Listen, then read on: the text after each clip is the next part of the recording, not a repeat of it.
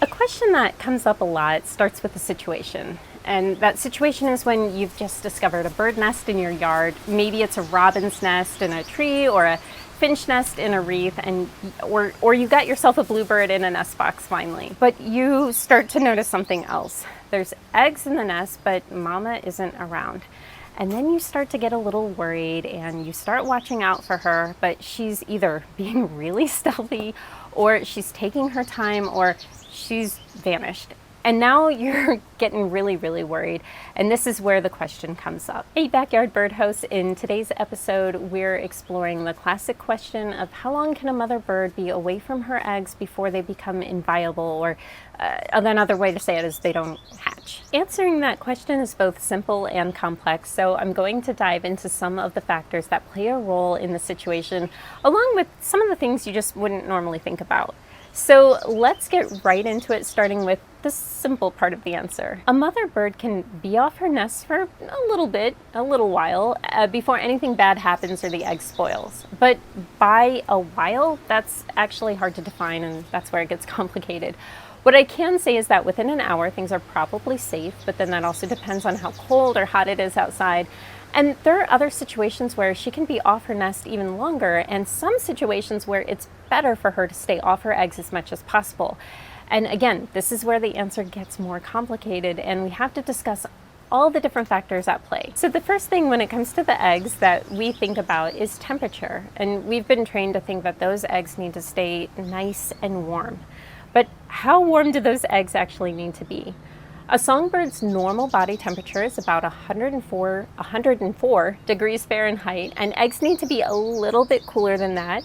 Optimal incubation temperature is about 96 to 100 degrees Fahrenheit. So the easiest way to remember is that our own body temperature of 98.6 is pretty optimal. The thing about songbird incubation is that a mother bird isn't going to do this continuously. So she's not sitting on her eggs 24/7 until they hatch. If you've ever watched a bird sit on her eggs, it also seems like a really miserable job.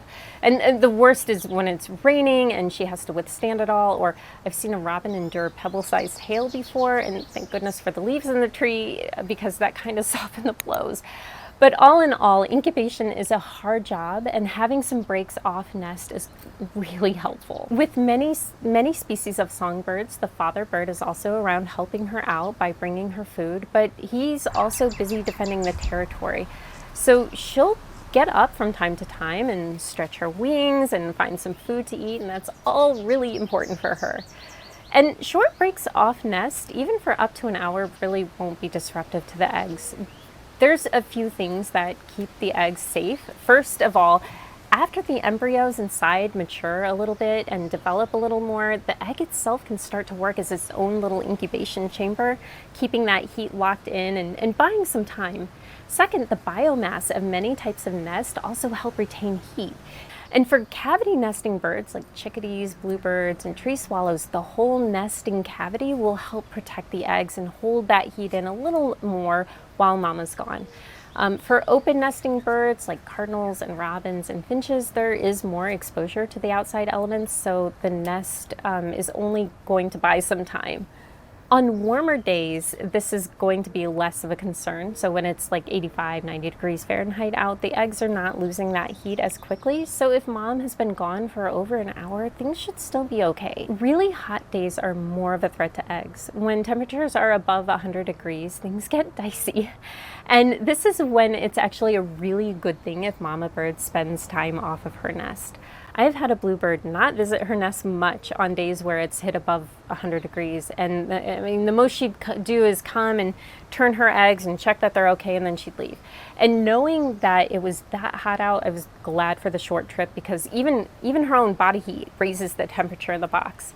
I've also heard a story of a mother bluebird soaking herself in a bird bath and then going right into the nest box and sitting on her eggs just for a moment and then turning them and then leaving. And part of this is actually because the eggs need humidity too. What's really incredible to recognize is how mother birds are so keenly aware of what their eggs need, and then they do it. And I'll get into the magic of how a mother bird knows exactly how much attentiveness her eggs need in a little bit. But what this means is that if you're getting a little worried, trust your bird. She knows what she's doing. Now, on colder days, this is going to be a little worrisome when you've discovered an early spring nest, but here's what I've learned. First of all, if she's incubating those eggs, her body heat is going to keep them warm, and you will be amazed because they are going to hatch. It's when she gets off nest, that's when we get a little worried. So what I've learned about this and doing some research a few years ago on this is colder days may slow the development of the eggs, but it's not quite as threatening as those extremely hot days.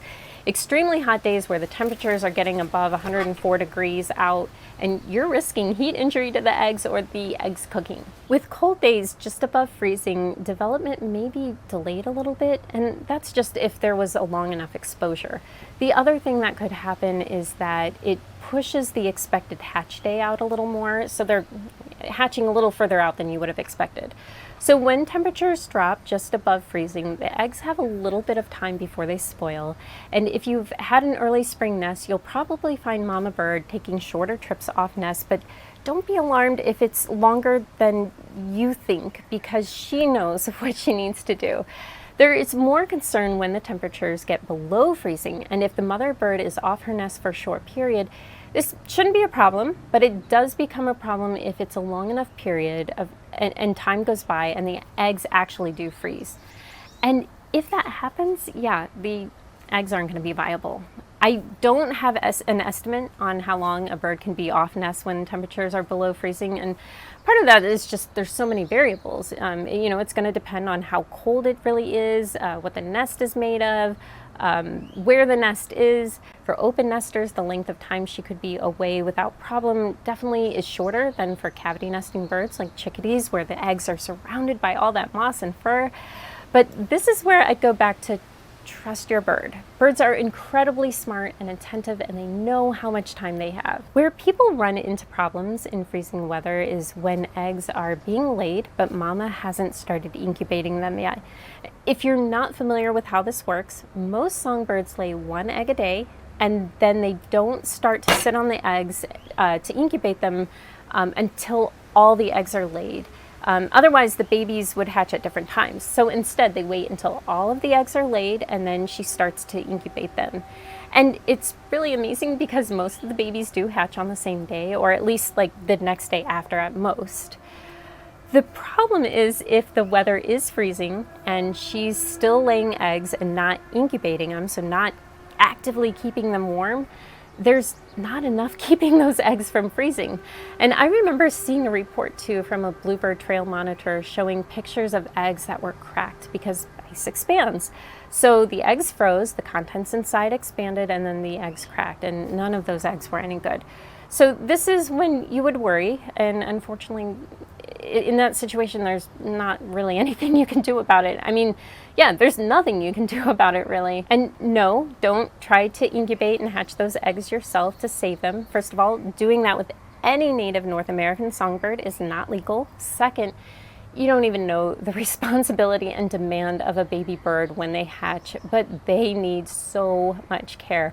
And third, imprinting on humans is a massive danger for native songbirds. And just native North American birds, native birds anywhere. All right, so how is it that a mother bird knows exactly what her eggs need, how hot or how cold, or when to turn them, all of that? Much of that secret is in her brood patch. I have this video of a Carolina wren who somewhat exposes it, but a brood patch is this bald, featherless patch that develops on a bird so that her skin is exposed to her eggs.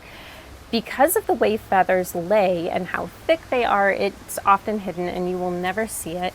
But she will shimmy herself over her eggs, and this is exposing all of that skin over all of her eggs so they have direct skin contact.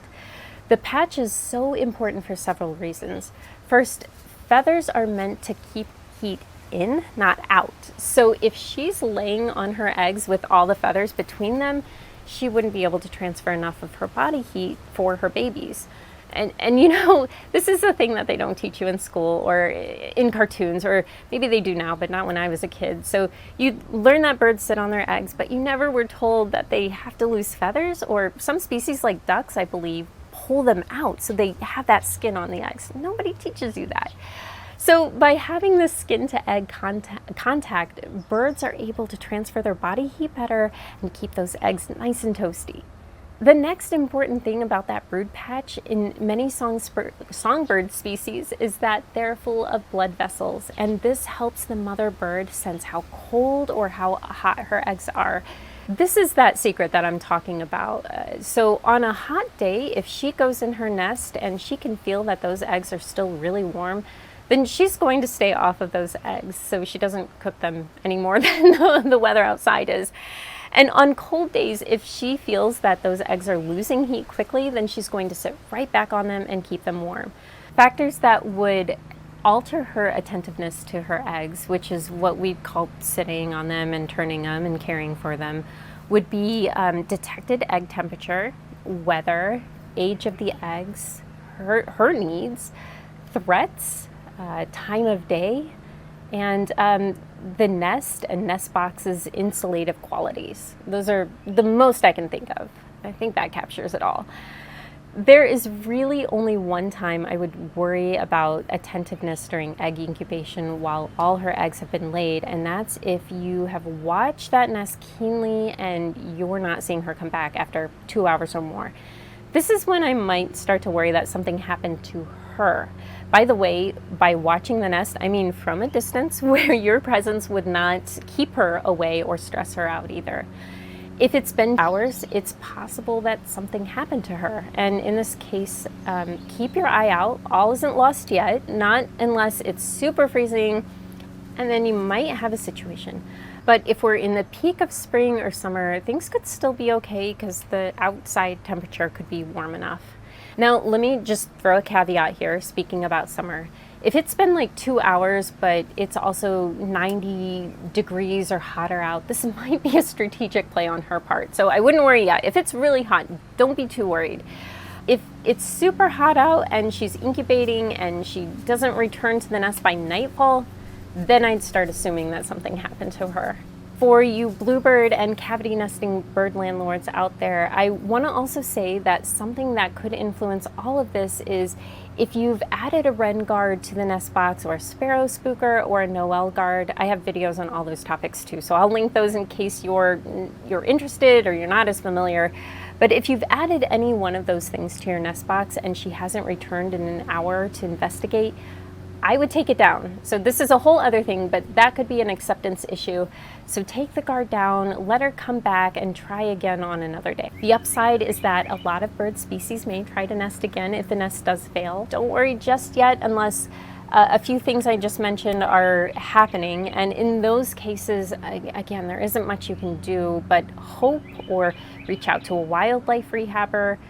The other thing I want to say is that if it does seem like it's a lost cause, unless the eggs are all broken, don't remove the eggs or the nest until they're beyond the hatch day. So for example, a cardinal incubates her eggs for about 12 to 14 days. So let's say you know she's been incubating and suddenly she goes missing for a whole day. You have watched and you don't see her. If after well over 2 weeks, I'd really give it 3. If the eggs still haven't hatched, then you could dump them.